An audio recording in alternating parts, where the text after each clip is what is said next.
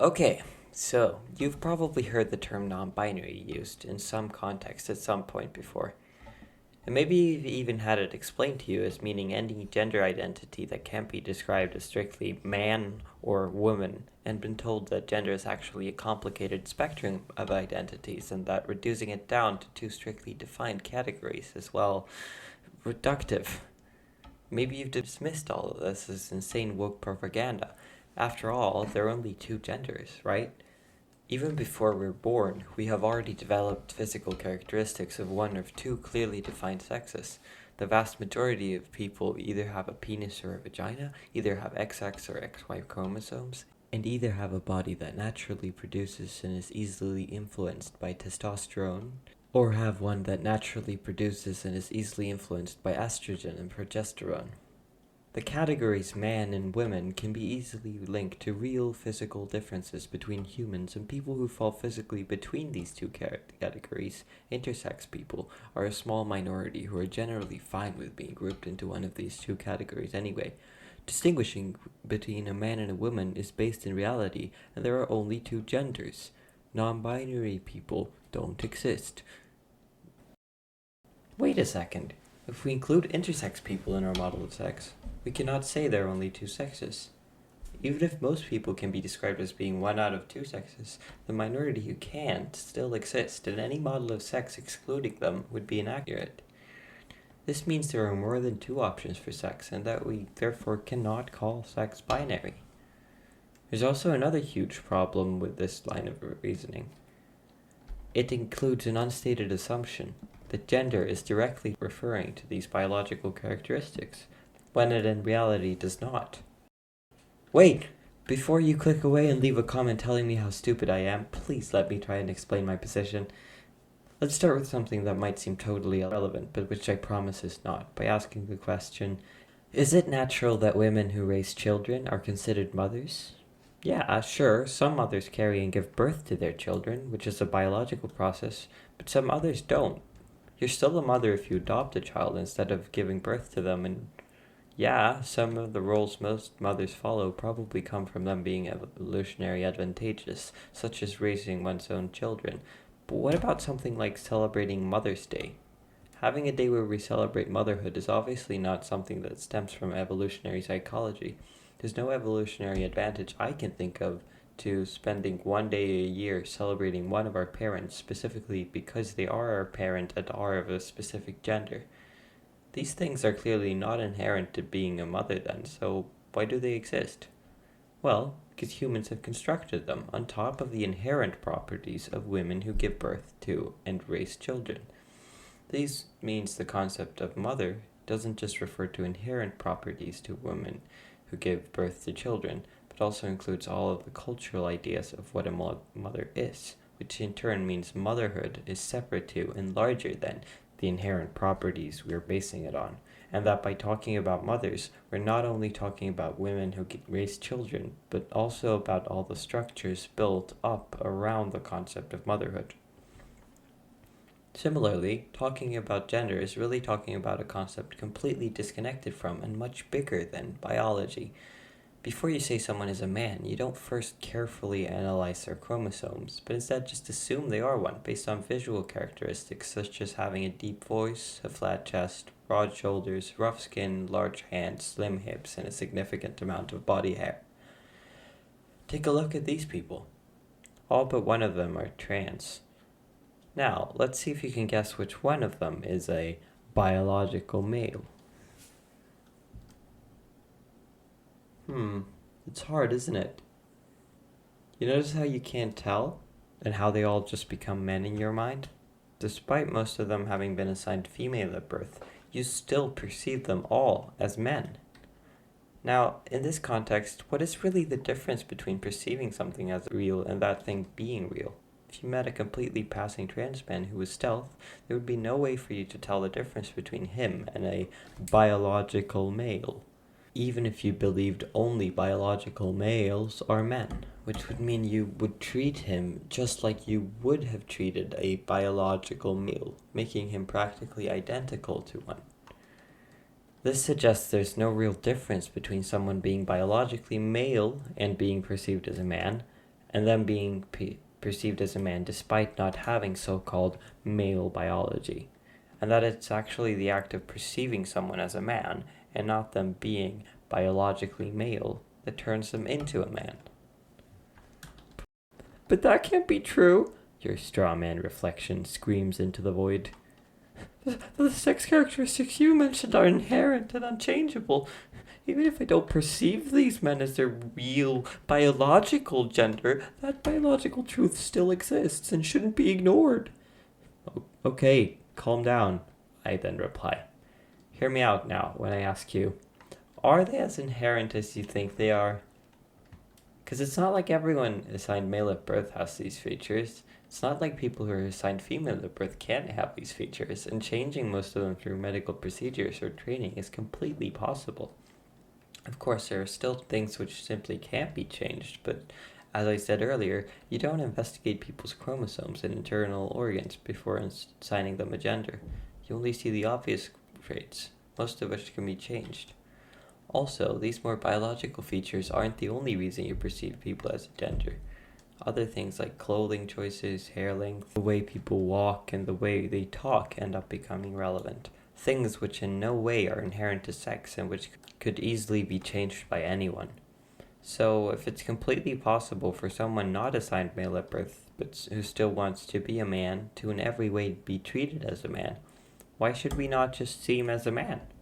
The only reason to do so I can see would be if we saw gender assigned at birth as the only thing determining gender, which would mean completely ignoring all the complexities of how gender works in favor of just having clearly defined rules which among other things would completely invalidate the experiences of millions of trans people who exist in this world. We could, instead of doing this, look at gender as it exists right now and conclude that it is not something inherent to a person, but rather something placed upon them from outside. That is, the choice of whether a person is granted a gender comes from outside of the person, from the gendered expectations of the culture they grew up in. To understand these expectations, we can imagine a doctor taking a look at a newborn baby's genitals and labeling it either a boy or a girl. Immediately, we can see that this doctor is not just describing physical differences, as what label the baby is assigned will have a huge impact on their life. This baby will, if assigned the label boy, be taught and expected to dress, speak, act, and even think according to pre-existing ideas of what a boy should be, and will, if assigned the label girl, be taught to dress, speak, act, and think according to pre-existing ideas of what a girl should be. There's obviously nothing about a person having a penis that necessarily means they should have short hair and play sports. Nothing about a person having a vagina that means they should have long hair and constantly make themselves desirable, which we can see, for example, in the fact that these gendered expectations differ massively between cultures and time periods. Look at, say, ancient Athens, where homosexual love between men is viewed as the ultimate form of love and a very masculine thing, when being seen as gay today, for many men, is equivalent to having their masculinity questioned. Instead, these expectations are a consequence of how gender as a whole has been and is continually being constructed. Given enough time, building a society around certain characteristics, like what we've done with sex characteristics, will lead to people using those characteristics to rationalize oppressive policies and to a constant expansion of what is seen as a natural property. This is exactly what gender expectations, gender roles, are, an extension of natural sex characteristics which in a lot of society goes completely unquestioned and is simply seen as natural, which can be seen, for example, in ideas like that women only wear makeup because they naturally want to attract men. Now, to understand gender fully, you kind of have to understand that it actually consists entirely of these kinds of expectations. Even the biological sex characteristics gender is said to be representing can be seen as only being relevant to it due to cultural associations. A trans woman taking hormones and going through surgery giving her physical features associated with womanhood, and through that making her more likely to be perceived as a woman, is putting on just as much of a performance as a cis woman doing the same by putting on makeup in preparation for the workday. One performance is just more permanent than the other. This can even be extended to the sex characteristics you got from your biology, as your ability to change them in a way turns your choice to keep them into a performance. So, if gender, and in a way the concept of sex, as it currently exists, is nothing but a set of expectations, which, just like motherhood and other cultural ideas, have been created by humans, gender must also be constructed.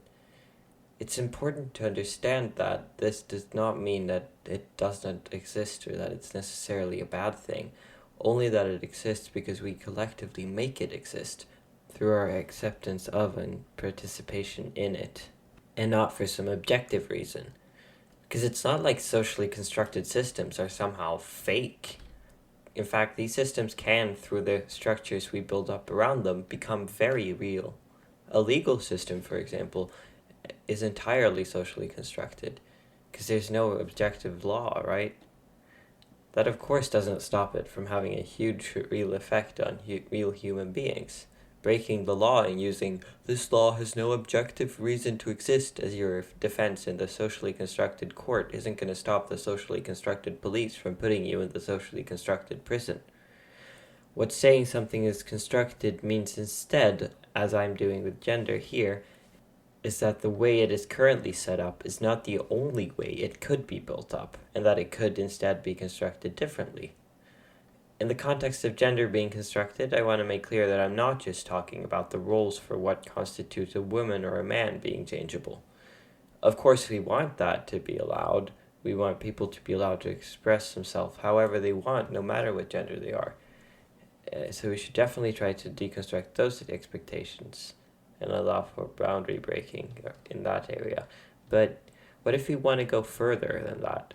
Why could we not, for example, have a system of gender that includes a third gender, like many cultures have historically, or only one, or maybe even a system with no genders? And if we're willing to accept that gender roles need to change, why do we draw the line at expressing yourself according to the expectations of the opposite gender? Why could we not allow people to identify outside the gender they were assigned at birth? If you think this sounds stupid and aren't understanding what I'm saying, you can try and think about it like this. Imagine a cis man, a man who was given the label boy at birth, who wants to appear in a way that is considered feminine by the culture around him. For this specific man, this will doesn't just extend to wanting to wear makeup, what is currently considered women's clothes, and changing himself in other superficial ways, but goes even further. This man wants to in every way follow the currently existing rules for what a woman is, without being perceived and treated as one. He effectively wants to go through a transition, do voice training, go through hormone replacement therapy, and have a vaginectomy, yet still be perceived and treated as a man. Let's suppose this man's body after these procedures is entirely visually and audibly indistinguishable from a cis woman's. Now, what is it that makes this man still be a man? As we already understand, gender is assigned to people from outside based on stereotypes, and since this man fits neatly into the stereotypes constituting womanhood, he will be assigned the gender of woman by the people around him. Of course, we support his defiance of gender roles and know that these people are wrong. He is a man. We know that clothes and sex characteristics have no inherent gender, and that they only acquire one after we culturally decide to put it onto them. But why are they wrong? Why is he not a woman? Maybe because his internal organs and most of his less obvious sex characteristics are still not the same as most cis women's, and instead align more closely with that of most cis men. Maybe because he was born male. And no, that's not why. As I tried to make clear before, it's quite strange to put so much weight in these perceived real anatomical differences when the experience of the person for those who we have already determined decide gender for others is entirely as a woman. In our current society, this man would be treated just like a woman would be, and would have to face the exact same harassment as that cis woman face, and would in every way be treated as a woman. So, does this just make this man a woman? But no, because he doesn't identify as one. He doesn't want to be seen and treated as a woman, so he isn't one. This man's gender, just like everyone else's, exists entirely within him. which means we, who have been conditioned to perceive certain things to be part of an entirely constructed femininity and others as part of a masculinity, especially in this case, have no way to tell what this gender is from the outside, but instead have to rely on his own testimony to be able to accurately understand his gender. If we're gonna support people breaking gender norms, then we're gonna have to rely on their own perception of gender if we want to explain how people can have a gender other than the one they're presenting as in following the rules for what it means to be a gender. Understanding this means we can finally return to non-binary people, as this knowledge immediately complicates any attempt at arguing they don't exist. Because if we can't determine someone's gender from outside, how exactly are we supposed to say someone can't be non-binary? How are we supposed to see into someone's mind and tell whether they truly are what they say they are? And what gives us the right? Who gave us the authority to decide whether someone is telling the truth? Even then, why are we doing so? There are no consequences for you if the person is lying about their internal sense of gender, are there? And it's not like it's particularly difficult to respect a person's pronouns and name, so why not just listen to and respect people when they tell you they're something that you don't experience them as? After all, your experience of someone as a gender is based on things decided to be relevant to gender culturally and not by some all-knowing objective force. Why should it and your idea of what gender is be the arbiter of who gets to be recognized as a gender? Why can't we all, through our collective actions, reconstruct gender to allow people to identify and express themselves freely and to make it account for the fact that some people just don't feel comfortable with being perceived as entirely a man or entirely a woman, and that some other people want to be perceived as an already established gender which has expectations their biology does not let them meet? Why can't we just let people be themselves?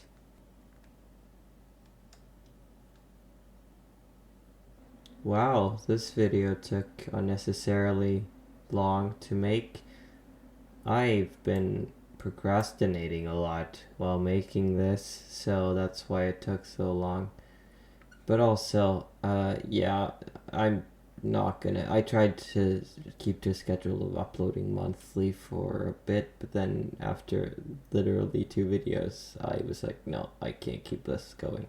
So I'm not gonna do that. I'll just upload whenever I feel like it. So yeah, anyway, this video probably wasn't very good, let's be honest. It probably didn't convince anyone, but if it did, yeah, that's nice, I guess. So sorry if this video is terrible. But yeah, at least there was an attempt, I guess. So yeah, thank you very much for watching anyway, even if you didn't find it interesting or learned anything at all, maybe you have lots of criticism. If you do, please leave it in the comments, I want to see it all. Definitely. But yeah, there's not really much left to say, so yeah, just bye.